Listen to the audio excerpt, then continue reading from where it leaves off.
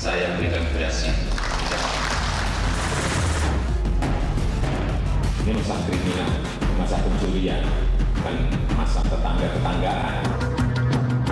Dan ada penetapan tersangka Komjen DG digeserkan hingga pengangkatan sebagai Kepala Kepolisian Negara Republik Indonesia menjadi menunda.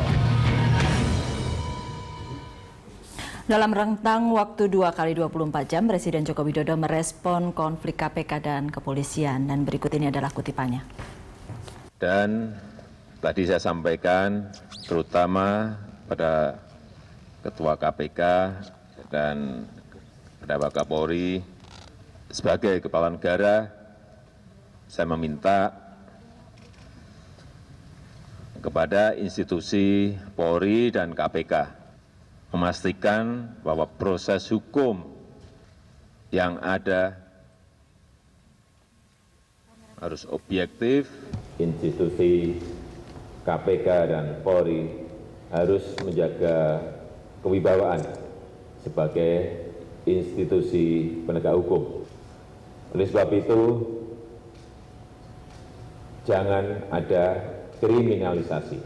Dan proses hukum yang terjadi.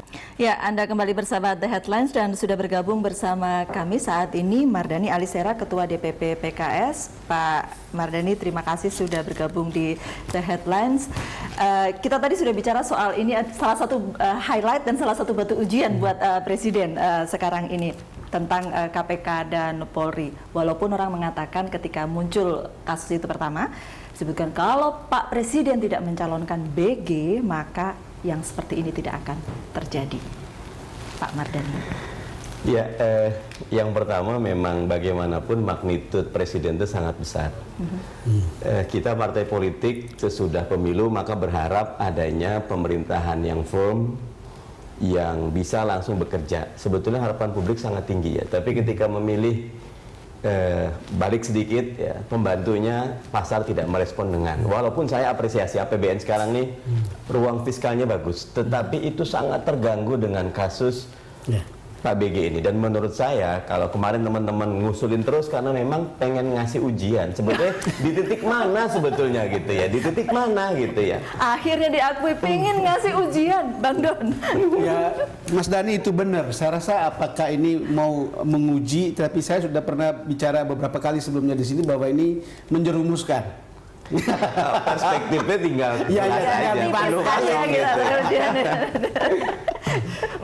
Mas Edi. Kalau saya sih melihat dari pilihan ya, yang namanya Kapolri kan jabatan politik. Ya. Saya sangat yakin pasti Presiden akan menunjuk Budi Gunawan.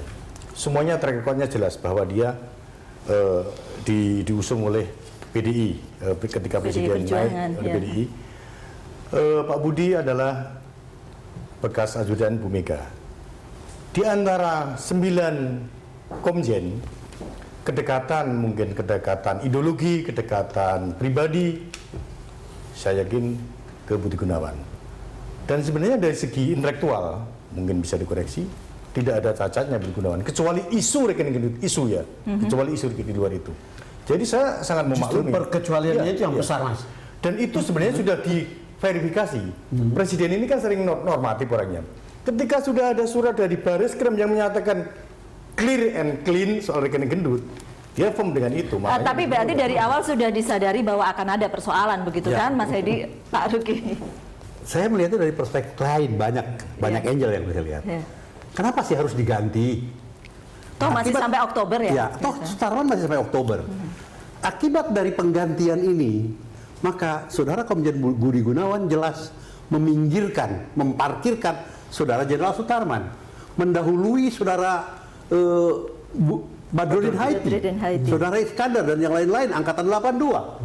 Kemudian jelas menutup kesempatan kepada yang lebih bawah. Dengan demikian, secara psikologis terjadilah sebuah ketidakpuasan karena ada yang terpinggirkan segala macam. Kenapa tidak ada ketidakpuasan di tubuh Polri begitu karena pencalonan ini, atau memang sebelumnya sudah ada kubu-kubu di tubuh Polri? Sementara itu kalau saya lihat sebagai orang di lingkungan Polri, saya katakan bahwa mereka berbeda pendapat ya, tapi bahwa mereka kompak pada saat itu ya. Saya perhatikan ketika penunjukan Saudara Bambang Hendarto, penunjukan Saudara Sutanto, penunjukan Saudara Dai Bahtiar itu kompak.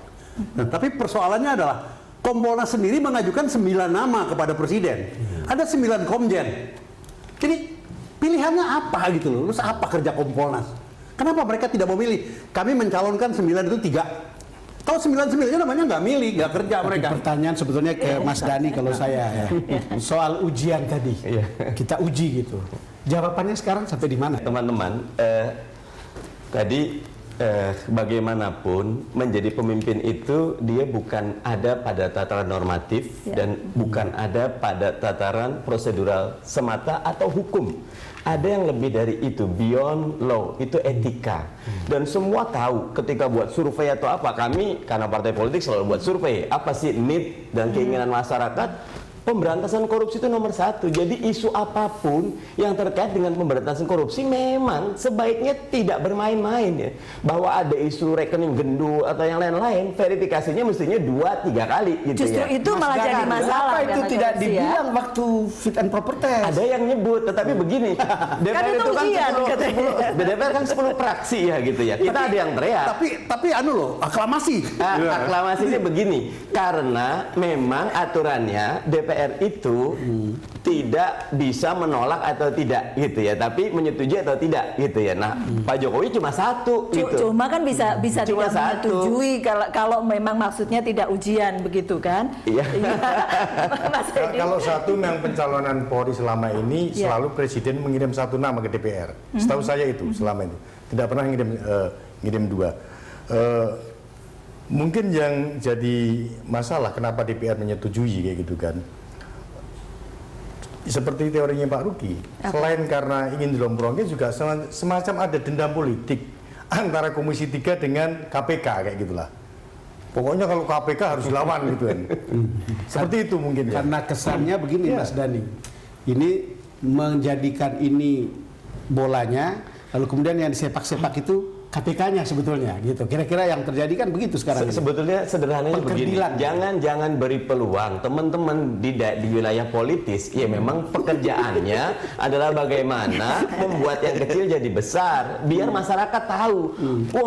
Presidennya, eksekutifnya yang jangan memberi peluang itu. Kalau mau diserahkan, contoh anggaran, 95% dikelola eksekutif kok. DPR paling cuma 5% kalau anggaran. Nah, karena itu menurut saya garis bawahnya DPR sih memang aturannya kita kalau udah ada surat kita harus bahas. Kita tunggu ditarik apa tidak ditarik karena kita ingin membantu Presiden biar cepat bekerja. Ayo kita proses. Jadilah bola menggelinding seperti sekarang. Maksud Pak Mardhani kalau waktu itu kemudian ditarik mungkin kejadiannya jadi beda, begitu kah? Ya, sebetulnya KPK ini otoritasnya tidak besar, tetapi trustnya demikian besar. Nah, harusnya siapapun presiden atau pimpinan perhatian. Dulu Pak Jokowi diapresiasi kok ketika mau milih menteri, monggo KPK, PPATK. Oh, ini yang penting.